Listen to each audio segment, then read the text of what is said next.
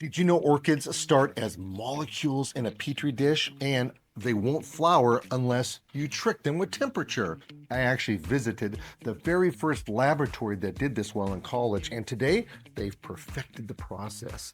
Join us inside one of America's largest orchid operations where robots, climate computers, and a secret cooling trick turn tiny clones into the gorgeous flowers you see at stores. But there's a catch. Timing. It takes 3 years of planning from petri dishes to flower. We're about to see the insane technology behind growing 900,000 orchids. Stick around. The flower reveal is absolutely worth it. And hey, if you want more behind the scenes plant magic, click that like button and subscribe so you don't miss when we go full plant nerd. All right, I gotta tell you, we have a sea full of plants over here. I don't see one flower. What's up with that? Those come later. I thought the whole idea was orchids, and you say the word orchid, you think of these beautiful, gorgeous flowers, but I guess they have to start someplace, huh? Yeah. Okay, where are we? This is a sea of what? 1 million plants? This in here, yeah, has a capacity of 1 million plants, or probably around 900,000 right now. Yeah. All right. Yeah, good guess. Who's the person that's counting this? That's what I want to know. Part of my job. Really? Yeah, keeping the inventory. Oh my goodness. Yeah. So I'm thinking the labeling on these things it's just mind-boggling how you're able to keep each variety together. Sure. Well, tell you a little bit about what we're looking at here. For example, specifically, you can look at this tag. This is a variety called Montreux, which is we grow that in our 5-inch pot. It's a mid-size red flower. It's pretty unusual in that it's a really, truly dark red flower in an orchid. And comes from a company called Anthura. They're the breeders. They're located in the Netherlands. They have laboratories in different parts of the world. So these plants might have actually started in Asia. They might have started in Europe. I'm not sure. Now, when you say started, are you talking about they were started in the wild, or they were, what do you mean by that? Thank you. These are all laboratory clones. So there is a mother plant that someone bred somewhere and came out and said, this is the exact plant that we want. And orchids don't really reproduce consistently from seed. So the technology is there that they actually take stem cells, frankly, from a plant and are able to introduce those into a lab, grow them, divide them. Those are clones. So everything that we're looking at here is clones. And for us as a commercial grower, it's not practical to grow in any way except by clone. So this is a couple of tables of the variety Montreux here. There's 2,100 plants on each table at this phase, and they're all exactly the same when they're clones. They're all genetic identicals. That's phenomenal. Now, I have a little history over here. In 1978, not that you're that old, but I know my camera dude, Thank you. He's way over that age. What's really interesting is that I was first introduced to tissue cultures from one of the very first laboratories that was ever doing it, and they started it on pothos.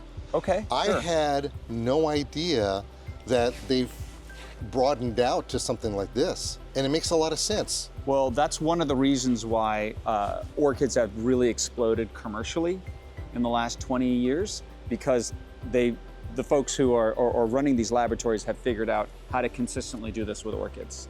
Prior to the 90s, you couldn't really do this, and it wasn't until the early 2000s that it sort of hit commercial scale. So they're literally taking the meristem culture, the tiny little thing like this, and they put it in some kind of goopy stuff, right? Yep, agar. Okay, and it's literally molecules, I think it is, isn't it? They're taking little tiny molecules and they put it in this thing, and then they just grow and grow, and they have to separate it. Yes, they're dividing as they're going along. Yeah, they're dividing Okay, it. so your dividing process, are you getting them from the little petri dishes too? Yes, we don't do any of the lab work ourselves. We're bringing that in. We grow these, we like to say we grow from flask to finish. That is to say, yeah, we bring it out of flask to flower. I gotta Flask to flower. get that right. So we grow these flask to flower, so we're bringing these out from a flask, and then we're growing them all the way through flowering. So we have a plug phase, we have a growing or vegetative phase we'll look at, and then we have our flowering phase. And those are all very distinct in how we're moving the product through, and that'll take up to 1.5 years for these plants. I was just going to ask you that question. Yeah. So this is, you have to have a lot of patience. You have to have a lot of patience. Well, I'm not really waiting for these specifically. I've got plenty to keep me busy on the Okay. on the back end. There's plenty of product coming in. But it is an interesting thing where you're planning, because it isn't just we're planning when they get here. We're planning over a year out. Right now, we're in the process of putting together orders that will for 2026. So that gets us to December of 2026, which means we're going out to Mother's Day of 2028.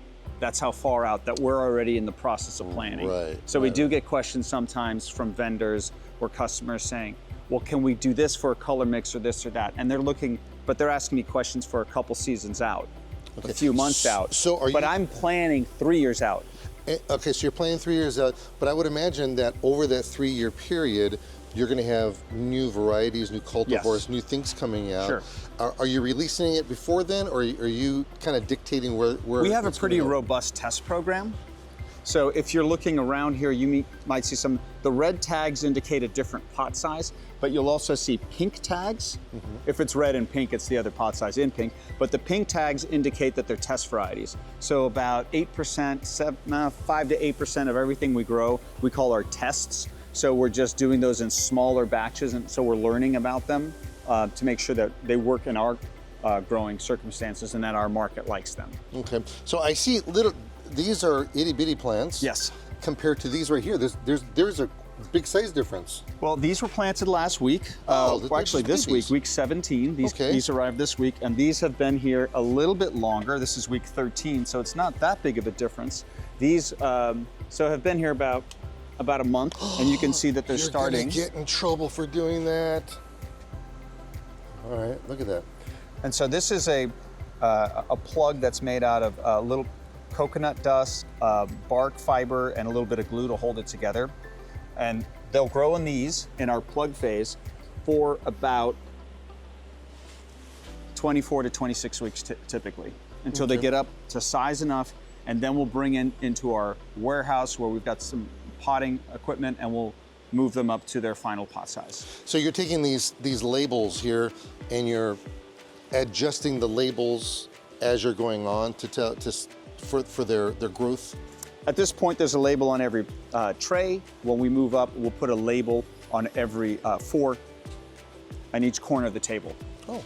So we'll be able to follow the tables. But at this point, I'm probably like 4 out of 5. I can tell what it is just by looking at the plant. No way. They all look a little bit different. This is Montreux. That's Goya. This is Nottingham. Am I right? Nope. Nope. Nope. That's So all right. not perfect. Even the boss can make a little boo-boo once in a while. Well, this is really amazing. So from here, they get to the certain size, then what happens?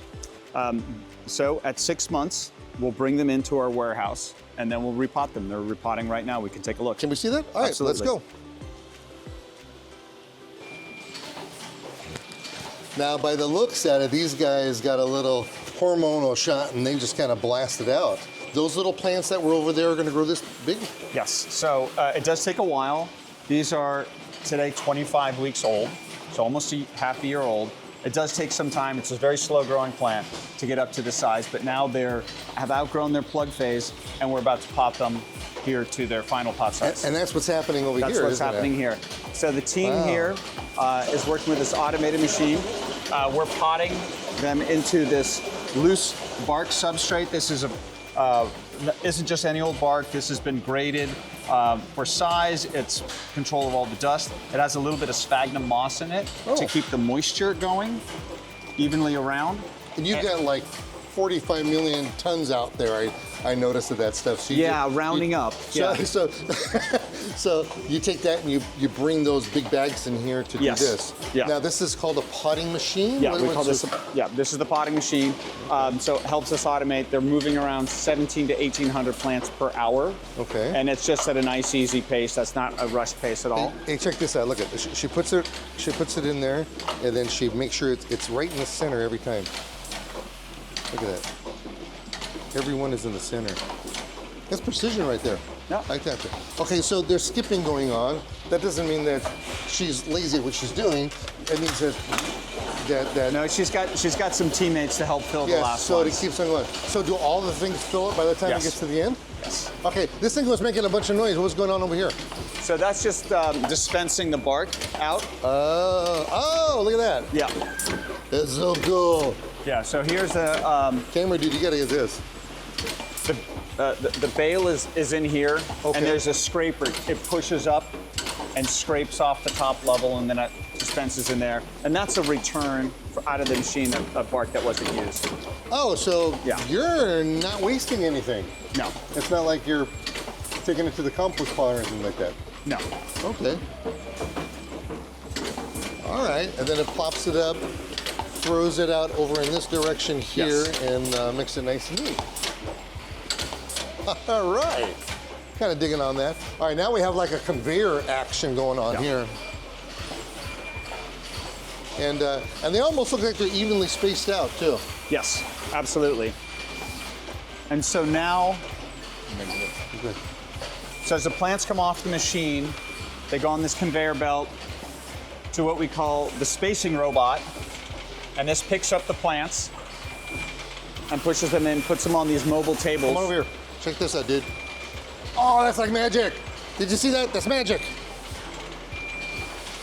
This is what we call green magic here. It's not black magic, it's green magic. So your containers have to be the right size, otherwise they're gonna slip through. So it's gonna pick it up, sticks it, boom. Okay, now, where do they go from here? So from here, they'll be moved into the greenhouse. First, they'll get covered by this net. That's a protective net. And so this is a way for us to control for pests that might otherwise get into the plants and chew on the roots. So instead of using any sort of chemical solution for that, the plants want to be shaded anyway, so the little bit of light that they lose is not a big deal. And we cover these plants up for the first 20 weeks to keep any pests out of the roots. 20 weeks? Yeah, it's about a 30-week process. After 20 weeks, they'll come back into this warehouse, and then they're sorted by size, and they're spaced out a little bit more. And that's what's happening right over there right now. Okay, so when you say, because I see a netting on the bottom. Yes. You're putting a netting on the bottom and the top? Well, we don't want the insects to come in through the bottom either. That's to be covered entirely. So they're covered. Yes. You got it covered. Okay, so now we got to go in that direction because that's where that's at. All right, let's go find out where that's at. That's what I want to see. So here's a finished table. This is so this one's covered from the bottom. This just got potted to the top. And this is heading back into the greenhouse now. Okay. And now this table next to us here is coming out of the greenhouse. And this is actually a cool coincidence because we didn't plan this for you, but this plant now is 20 weeks old. This is the exact same variety that we first looked at in the greenhouse. No way. Mantra with its red flower. So this is a 20-week-old plant. It's made a couple nice fat mature leaves. It's got a good set of roots, no damage to those roots thanks to our netting. And now they're gonna go put it through the machine here. Question. Can you pick up the container again? Yes. Okay, so most of the time when you go to a nursery, you have the plants. I've been into a lot of greenhouses before. The containers are black. Ah, yes. Why isn't that black? Orchids, because they're epiphytes, growing in trees, that's the reason why we're growing in bark, so it's a drier substrate. It's supposed to imitate that. And in nature, they're growing attached to trees, sometimes to rocks, but the roots are exposed and outside, and the roots are actually green and photosynthesizing.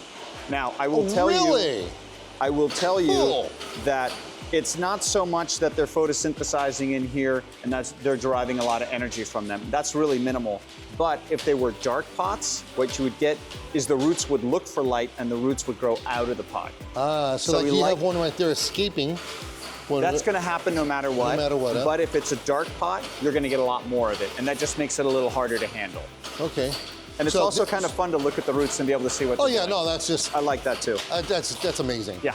Okay. All right. So from this point on, so this is gonna stay covered for quite a long time. These are gonna get covered too? No, these are gonna get pot up. These were just uncovered. They were just uncovered. And now they're gonna be spaced. So this table over here where the team is spacing them. Now, when spacing, it means you're gonna Wider. So at this widen them point, up. there's 481 plants on this table. That's wild. The table that's about to come out.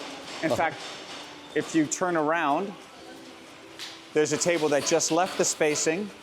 Oh, that'd be these right here. Yes, and there's 363 on that one. Okay, so your spacing are these sleeves that are on the top right here. Yes. That's gonna push them away from each other so you don't have that competition. Right, so thank you. So what we call a collar does three things. It ensures that each plant gets enough water. It also ensures that that one plant isn't growing over another and taking away light, so they're each getting the same amount of light.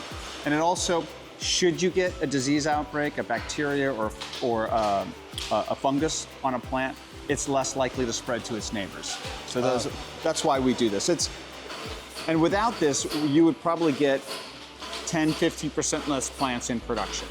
So it's a pretty big factor for us being able to keep the production numbers up. Well, that's your profit for the year. It's also you're spending gas for heating, electrical, water, all that stuff, and the tighter you space it, the less of that you have to put in each plant. So it's also more efficient, more sustainable if you're growing them tighter. Makes sense. Makes sense. So then you continue this process. Where do these go from here? Because they're colored out. Into the greenhouse. You want to go? Oh, yes. Let's go to the greenhouse now. Am I going to see flowers yet? I want to see some flowers. Not yet. Not yet. All right. I'm going to tell you right now, I think I'm overdressed for this because we're in a greenhouse and I'm starting to lose weight over here. I like this idea. I'm sweating it all out. These things are warm. The greenhouses are warm. Right. What's the temperature? It's got to be 80 degrees in here. We think in Celsius when we're running a greenhouse. Oh, okay. But yeah, just about 28 Celsius, which is about 82 degrees. So we're trying to keep 28, 29 Celsius around there. So mid 80s, low 80s. Okay.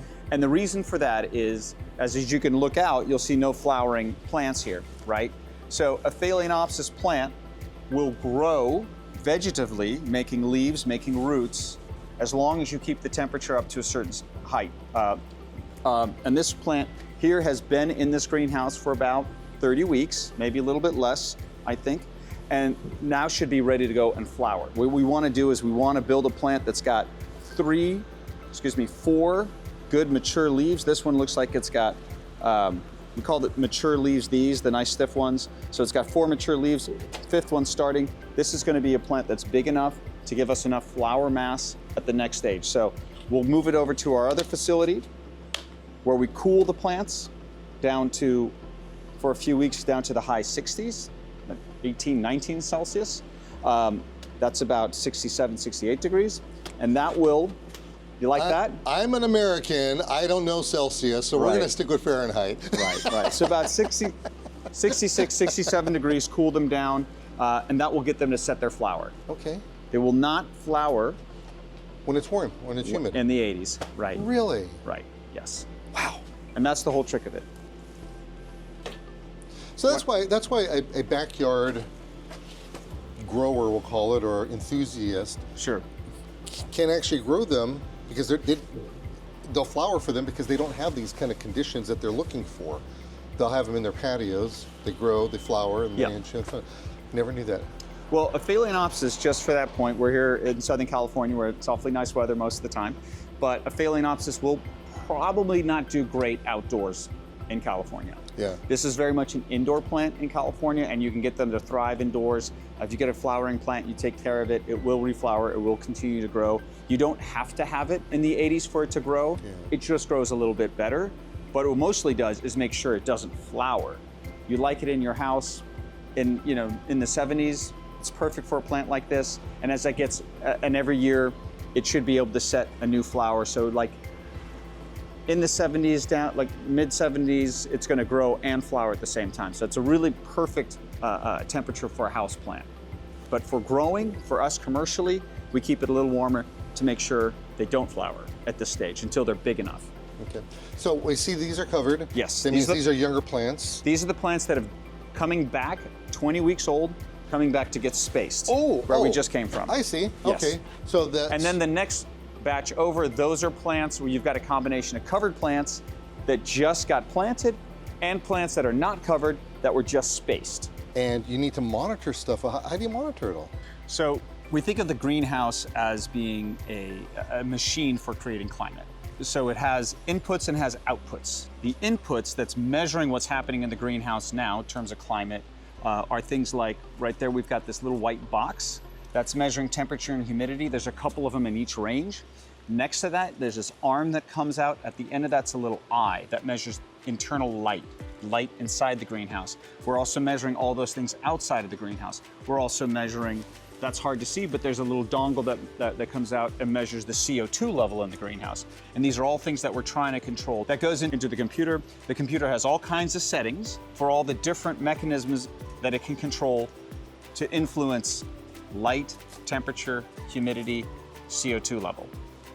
And so, for example, on top of us, we have, you can't see through them right now because of the energy screens, but up top, there's vents. Those vents open and close depending on the temperature. It's too hot, they open. If it's too humid, they might open a little bit as well.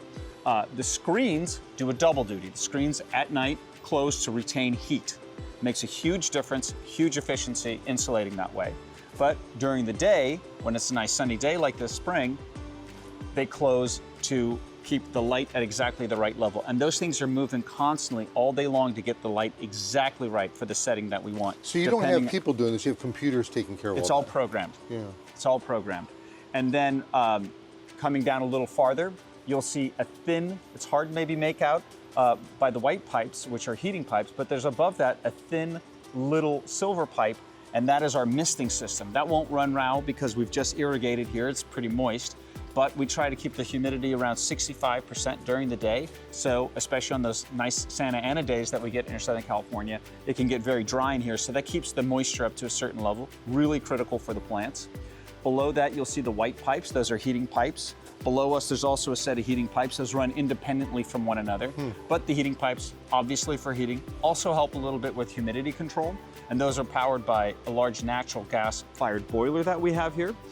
What's really cool about that is that boiler, when it runs so clean that the exhaust is almost pure CO2, and we're pumping that CO2 back into the greenhouse. So we're monitoring CO2 levels, putting it into the greenhouse, and that adds to the photosynthesis of the plant. It's going to grow faster, going to grow a little healthier with an enriched CO2 atmosphere as opposed to just emitting it.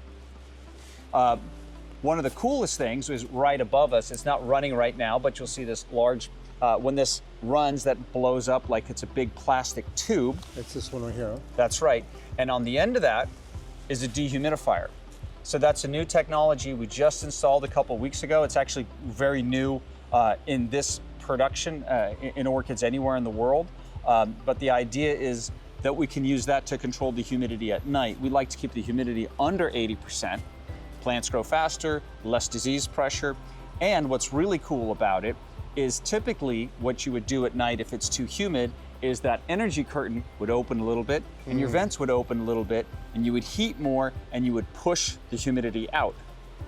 It works, but it's not very efficient. You're spending a lot of money on heating and also creating carbon that you're emitting in order to get that out. What these things do, instead with much less electricity, you're pulling your air into a cooling unit in your dehumidifier that cools the air down. The moisture drops out as the absolute humidity that cold air can hold is much lower. So the moisture drops out, then it runs past another plate that heats the air back up to the original temperature. So we're pulling in air at 82 degrees and about 80% humidity, and it's coming out actually slightly warmer, maybe 85, 86 degrees, and at 40% humidity. And by doing so, we can keep that humidity level lower here, keep the vents and the curtains closed, and be much more energy efficient. So what I'm learning here is that your process of growing these plants doesn't stop because you've been doing this for a long time and you're one of the leaders in the United States.